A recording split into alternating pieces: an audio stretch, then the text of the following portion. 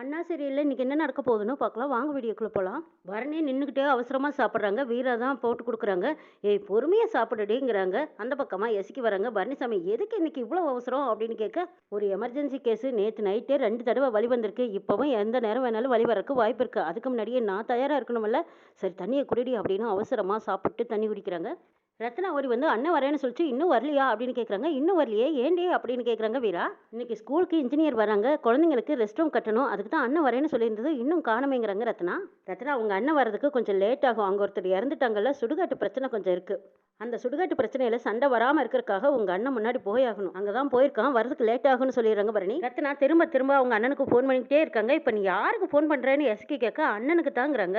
பரணி வந்து சொல்றாங்க, அதுதான் உங்க அண்ணன் வரமாட்டேன்னு தெரியுமல்ல, ஃபோனும் எடுக்க மாட்டேன்டி. வீரா ஆட்டோக்கார அண்ணாவுக்கு ஃபோன் பண்ணணும்னு பரணி சொல்லவும், வீரா ஆட்டோவுக்கு ஃபோன் பண்றாங்க. ஆட்டோக்காரர் வரதுக்கு மத்தியானமாகும், இப்போ வர முடியாதுன்னு சொல்லிடுறாங்க. இதை கேட்டதும் சுத்தம் முடிஞ்சது, இன்னைக்கு ஆட்டோவும் வராது அப்படிங்கிறாங்க வீரா. இப்போ என்னடி பண்றதுங்கிறாங்க பரணி. இந்த நேரம் பார்த்து அண்ணன் வேற இப்படி பண்ணுது, வரவங்களுக்கு டீ காஃபி எல்லாம் ஏற்பாடு பண்ணணும், இப்போ அண்ணன் வரலைன்னா எப்படிங்கிறாங்க ரத்னா. பரணி ரத்னா 2 பேருமே வெளியில வந்து ஆட்டோ வருமானு எதிர்பார்த்துட்டு இருக்காங்க.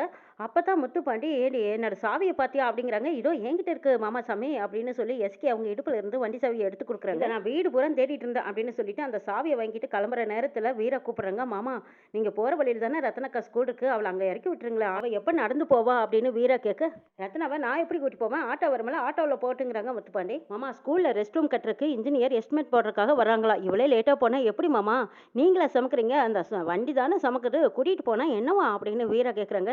ஏய் சும்மா இருடி அப்படிங்கிறாங்க ரத்னா. ரத்னாவுக்கு வாட்ச்மேன் ஃபோன் பண்ணிட்டாங்க, எல்லாரும் ஸ்கூலுக்கு வெளியில நிற்கிறோம், சாவி இல்லை மேடம்னு சொல்லியிருக்காங்க. இது கேட்டது ரத்னா இன்னும் பதறாங்க. ஐயோ நான் மறந்துட்டு நேற்று கேட் சாவியை எடுத்துட்டு வந்துட்டேன், இப்போ வந்தவங்க எல்லாருமே வெளியில நின்றுட்டு இருக்காங்க, இன்னும் 5 நிமிஷத்துல வரேன்னு வேற சொல்லிட்டேன், எப்படி போறதுன்னே தெரியலன்னு ரத்னா புலம்பி நிற்கிறாங்க. அவ சங்கடப்படுறதுலயும் நியாயம் இருக்குல்ல, போய் ஏதாவது ஒரு ஆட்டோ பிடிச்சிட்டு வந்தா நல்லா இருக்கும் அப்படிங்கிறாங்க பரணி. பரணி இப்போதைக்கு எந்த ஆட்டோ நிற்க போகுது, எல்லாமே ஸ்கூல் சவாரிக்கு போயிருக்கும், எந்த ஆட்டோவுமே இருக்காதுங்கிறாங்க எஸ்கி. சரி சரி நான் அந்த தெருமுனை வழியா தானே போறேன், அந்த தெருவில் எப்படியும் ஆட்டோ நிற்கும், நான் சொல்லிட்டு போறேன் அப்படிங்கிறாங்க முத்துப்பாண்டி.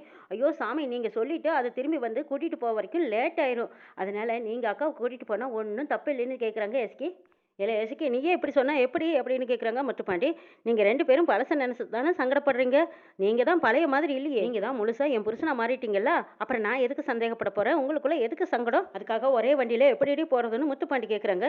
என்ன மாமா இப்படி பேசுறீங்க, நம்ம எல்லாரும் ஒரே வீட்டில் தான் இருக்கோம், அதுக்காக சங்கடப்படுவோமா, ஒரே வீட்டில் இருக்கும்போது ஒரே வண்டியில் போனால் ஒன்றும் தப்பில்லை. ரத்னாவும் சங்கடப்படுறாங்க. ஏய் நான் எப்படி அவர் கூட போவேங்கிறாங்க. என்ன அக்கா சாமி பழச நினைச்சா அதை விட்டுரும், நினைச்சுக்கிட்டே இருந்தா அது இன்னும் மனசுல இருக்குதுன்னு தான் அர்த்தம். அது நிற்கிறாரு முத்துப்பாண்டி மாமா, அவரு எசக்கியோட புருஷன், அவரை பொறுத்த வரைக்கும் இப்போதைக்கு பொண்டாட்டியோட அக்கா தான் ரத்னா.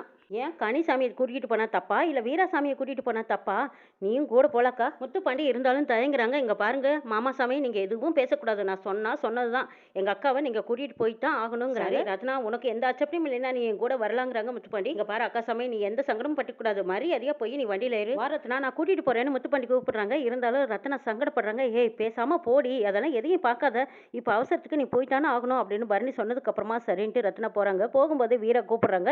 இருக்கா தலையில பூ இல்ல பாரு அப்படின்னு சொல்லி ஒரு ரோஜா பூவை கொண்டு வந்து கொடுக்குறாங்க. ரத்னா தலையிலையும் வச்சு விடுறாங்க. முத்துப்பாண்டி பைக் எடுத்துட்டாங்க. ரத்னாவும் பின்னாடி போய் உட்காராங்க. இங்க பாருங்க சாமி என்ன கூட்டிட்டு போற மாதிரியே அக்காவை அப்படி இப்படி கூட்டிட்டு போகாதீங்க, பார்த்து பத்திரமா கூட்டிட்டு போகணும்னு எஸ்கி சொல்லி விடுறாங்க. சரிடி அப்படின்னு சொல்லிட்டு முத்துப்பாண்டி ரத்னாவை கூட்டிட்டு போறாங்க.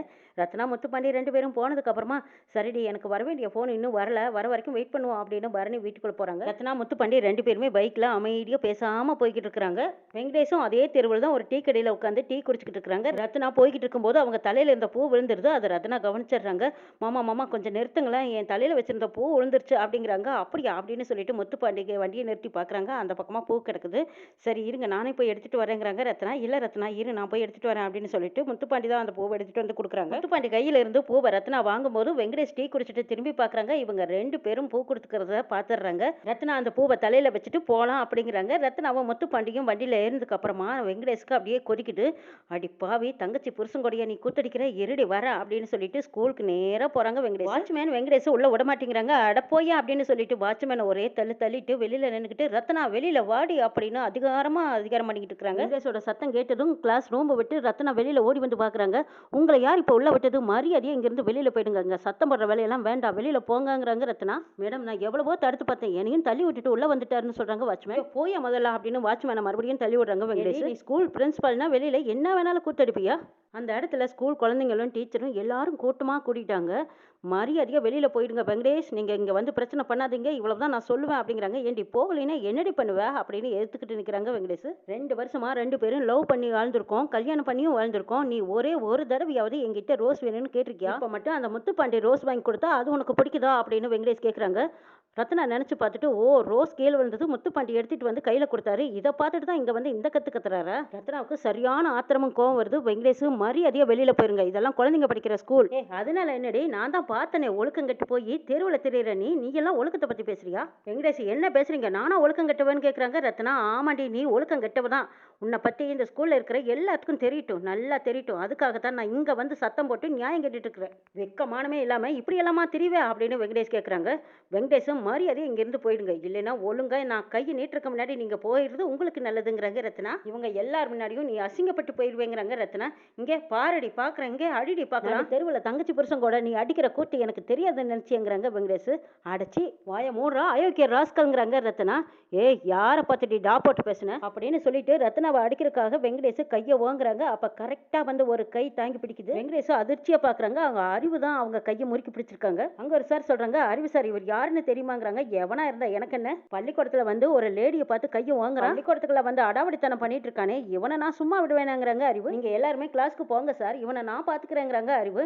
டே முதல்ல கையை விடுறா அப்படின்னு பல்ல வெறுவுறாங்க வெங்கடேஷ். ரத்னா மேடம் நீங்க உள்ள போங்க, இவனை எல்லாம் புடனிலேயே 4 போடு போட்டா ஒழுங்கு போயிடுவா. மேடம் நீங்க எதுவும் பேச வேண்டாம், கிளாஸ்க்கு போங்க அப்படின்னு சொன்னதும் ரத்னாவும் சரின்ட்டு போயிறாங்க. அங்கிருந்த டீச்சர் ஆசிரியர் குழந்தைங்க எல்லாத்தையும் கிளாஸ்க்கு போக சொல்லிட்டாங்க அறிவு. எல்லாரும் போயிட்டாங்க. டேய் நீ யாருடா இந்த ஸ்கூல்ல அப்படின்னு வெங்கடேஷ் கேக்குறாங்க. வேலைன்னு பார்த்தா வாத்தியார் வேலை இருந்தாலும் ஸ்கூல்ல என்ன நடந்தாலும் மற்ற வேலையும் நான் பாப்பேங்கிறாங்க அறிவு. டேய் எனக்கும் அந்த ஒழுக்கம் கெட்டவளுக்கும் 1000 இருக்கும், அதை தட்டி கேட்க நீ யாருடா அப்படிங்கிறாங்க வெங்கடேஷ். டேய் நான் ரத்னாவோட ஃப்ரெண்டுடாங்கிறாங்க அறிவு. ஆமா குடியார மாதிரி ஸ்கூலுக்கு முன்னாடி வந்து ரத்னாவை பார்த்து இந்த கத்து கத்திக்கிட்டு இருக்கிறியே நீ யாருடா அப்படின்னு கேக்குறாங்க அறிவு. நான் ரத்னாவோட புருஷங்கிறாங்க வெங்கடேஷ். அவளை காதலிச்சு தாலி கட்டி பொண்டாட்டிய கிட்ட புருஷன் நான் தாண்டா அப்படிங்கிறாங்க வெங்கடேஷ். அறிவுக்கு இன்னும் கொஞ்சம் கோவம் வருது. அட அந்த அயோக்கிய பையன் நீதானா அப்படின்னு சொன்னதும் வெங்கடேஷோட சரட்டை பிடிக்கிறாங்க. அட நீதானா அது? உன்னை தாண்டா இவ்வளவு நாளா தேடிட்டு இருந்தா அப்படின்னு சொல்லிட்டு வெங்கடேஷோட கண்ணம் பழுக்கிற அளவுக்கு 2 கண்ணத்துலயும் மாறி மாறி அறிவு அடி அடின்னு அடிக்கிறாங்க. இனி அடுத்த தடவை வந்து ரத்னாவை பார்த்து திட்டுறது, ரத்னாவை மானத்தை வாங்குறது, இந்த மாதிரி எல்லாம் வச்சுக்கிட்ட உன்னை சும்மா விட மாட்டேன்டா. மானக்கேட பேசுற வேலையெல்லாம் இங்க வச்சுக்காத, மரியாதையா வெளியில போயிடுங்கிறாங்க அறிவு. டேய் நான் அவளுக்கு தாலி கட்டின புருஷன், நான் அவளை என்ன வேணாலும் பேசுவேன், அவளை மானக்கேடா பேசுவேன், தூக்கி போட்டு மிதிப்பேன், அடிப்பேன், உதைப்பேன், என்ன வேணாலும் செய்வேன். அதை கேட்கறக்கு உனக்கு என்னடா ரைட்ஸ் இருக்குன்னு கேட்குறாங்க. பாருடா நானும் சொல்லிக்கிட்டே இருக்கேன், மறுபடியும் நீ அசிங்கமா பேசிட்டு இருக்கிறியோ அப்படின்னு சொல்லிட்டு அறிவு மறுபடியும் வெங்கடேஷ் பலார்னு அருகிடாங்க. இதை பாருடா ஸ்கூலுங்கிறதுனால உன்னை லைட்டா அடிச்சுட்டு விடுறேன், இல்லைன்னா பேண்ட்டை உருவிக்கிட்டு ஓட ஓட விரட்டி அடிச்சிடுவேன். பசங்க எல்லாரும் வேடிக்கை வைப்பாங்க, அசிங்கப்பட்டு போயிடுவேன். மரியாதையா இங்க இருந்து போயிடு, இல்ல கையை முறிச்சு ஒத்த கையோட தான் ஓட விடுவேன். வெளியே போன்னு சொல்றதுக்கு நீ யாருடா, உனக்கு இங்க என்னடா வேலைன்னு கேக்குறாங்க வெங்கடேஷ். அப்பதான் ஒரு சார் கூப்பிட்டு வெங்கடேஷ் கிட்ட சொல்றாங்க, இங்க பாருங்க அவர் பேர் அறிவழகன், உங்க இடத்துல தான் அவர் வந்து இருக்காரு. ரொம்ப பெரிய இடம், நம்ம பிரின்சிபல் மேடத்தோட படிச்சு வரான். 8ஆம் வகுப்பு படிக்கும் போதே அவங்களுக்கு அவங்க லவ் லெட்டர் கொடுத்தாங்களாம். வெங்கடேஷ் ரத்னாவை பாக்குறாங்க, ரத்னாவும் அந்த பக்கமா பாத்துட்டு இருக்காங்க. டேய் அங்க என்னடா பார்வை, முதல்ல வாடா அப்படின்னு சொல்லிட்டு அறிவு வெங்கடேஷோட புடனையை பிடிச்சு வெளியே தள்ளி விடுறாங்க. இங்க பாருடா இதுக்கு இந்த பக்கம் நீ வந்த ஸ்ட்ரெச்சர் வச்சு தான் உன்னை தள்ளிக்கிட்டு போவாங்க, இதுதான் உன்னோட லிமிட், இதுக்கு அந்த பக்கம் தான் நீ நினைக்கணும், உள்ள வரக்கூடாதுங்கிறாங்க அறிவு. வாட்ச்மேன் சார் கண்டவங்களை எல்லாம் உள்ள விடாதீங்க, கேட்டை சாத்துங்க அப்படிங்கிறாங்க. வெங்கடேஷ் வெளியில நிக்கிறாங்க. வாட்ச்மேன் ஓடி வந்ததும் கேட்டை சாத்திடுறாங்க. வெங்கடேஷ் வெளியில நின்னுக்கிட்டே ரத்னா மேல வெறுப்பா, ஏண்டி எனக்கு எதிராக அந்த முத்துப்பாண்டி பூ கொடுத்தா வாங்கிக்குவேன், இப்ப ஸ்கூல்லையும் உன் கூட படிச்சவன் உனக்கு லவ் லெட்டர் கொடுத்தவனையே நீ கூட வேலைக்கு வச்சுக்குவியா, இனிமே சத்தியமா நீ சந்தோஷமா இருக்க விடவே மாட்டேன்டி, உன் மானத்தை வாங்காத விட மாட்டேன் அப்படின்னு சொல்லிட்டு கண்ணத்தை தடவி பாக்குறாங்க. ரத்தமா வலிது. இவளை இப்படியே விடக்கூடாதுன்னு நினைச்சிட்டு போறாங்க வெங்கடேஷ். எசக்கி கடையில வியாபாரம் பார்த்துட்டு இருக்காங்க. அங்க ஒரு அம்மா ஒரு பொருள் வேணும்னு வந்திருக்காங்க. ஏண்டி உன் புருஷனை கண்டிச்சு வைக்க மாட்டியா, போறவங்க வரவங்க எல்லாம் வரைச்சு பாக்குறாருன்னு சொல்றாங்க. அடிப்போடி அவர் என்ன விட்டு இருக்க மாட்டாரு, 3வது மாசமே நான் அம்மா ஊருக்கு வந்ததுமே என்ன தேடி வந்துட்டாருல்ல அப்படின்னு சொல்லிட்டு பொருளை வாங்கிட்டு போறாங்க. புருஷனா அப்படி தாண்டி வச்சுக்கணும் அப்படின்னு எஸ்கியும் சொல்லி அனுப்புறாங்க. இப்படி பேசிட்டு இருக்கும்போது வெங்கடேஷ் வெகு வேகமா வீட்டுக்கு முன்னாடி கொண்டு வந்து வண்டியை நிறுத்துறாங்க. கோவமா வந்து நிக்கிறாங்க. சண்முகம் வெளியே வாடா அப்படிங்கிறாங்க. எஸ்கி வந்ததும் எதுக்கு இப்படி சத்தம் போடுறீங்க, இவ்வளவு கோவமா வந்திருக்கீங்கன்னு எஸ்கி கேட்குங்க.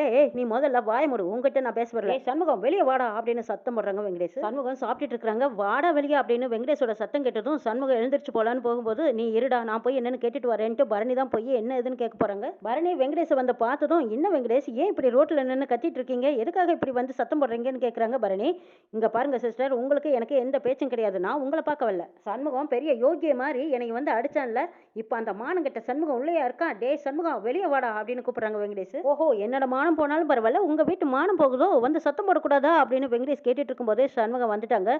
வந்ததும் என்ன வாத்தி என்ன வேணும்? என்ன தங்கச்சி வளர்த்து வச்சிருக்க மானங்கெட்டவ தெரு தெருவா எவன் கூடயோ வண்டியில போறாளே அப்படின்னு சொன்னதும் சொல்லி வாய் மூடாதுக்கு முன்னாடி சண்முகம் பலார் பலாருன்னு வெங்கடேஷ் அடிக்கிறாங்க. வெங்கடேஷ் இப்ப ரத்னாவுக்காக அடியா அடி வாங்குறாங்க. இப்பதான் அறிவுகிட்ட வாங்கிட்டு வந்தாங்க. இப்ப சண்முகத்துக்கிட்டையும் வாங்கிட்டாங்க. கண்ணம் பழுக்க நிக்கிறாங்க வெங்கடேஷ். தப்பா பேசினேன் பேச வாய் இருக்காது வாய பிளந்துருவான்னு சண்முகம் மிரட்டி விடுறாங்க. வெங்கடேஷ்க்கு கெட்ட நேரம் தொடங்கிருச்சு.